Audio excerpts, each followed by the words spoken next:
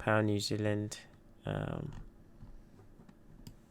again, we are going towards the middle of that low gap, and like I did mention, between Aussie and New Zealand, I'll always go for the New Zealand. Why?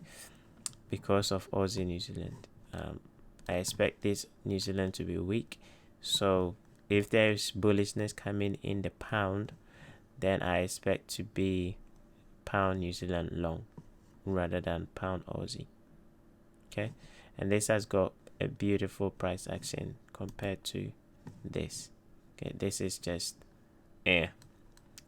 right, whereas we have this having a really nice bull run and a really decent retracement.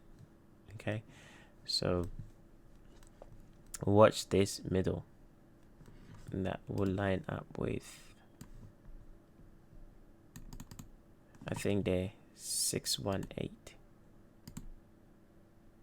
almost, yeah, just below 618. So watch that level there.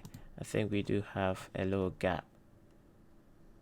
Okay, that's a little gap in there, so watch that level. We might see some form of rejection at that level. Okay, really nice. So watch that level there and then see what price will do. Again, if you do fancy yourself a short, by all means do so. We have this last up candle in here, so if price does retrace up there, because price is dropping, you can see clearly the 4 hour has been low, high, break, low, high, higher, low, lower, high, and then we broke down, and we formed this low and then high, we've broken down.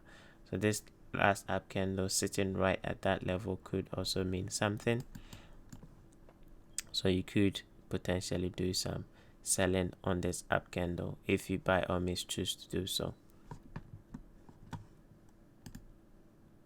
So if, let's say, price gets up here, okay, you can sell short again and target the lower portion of that area.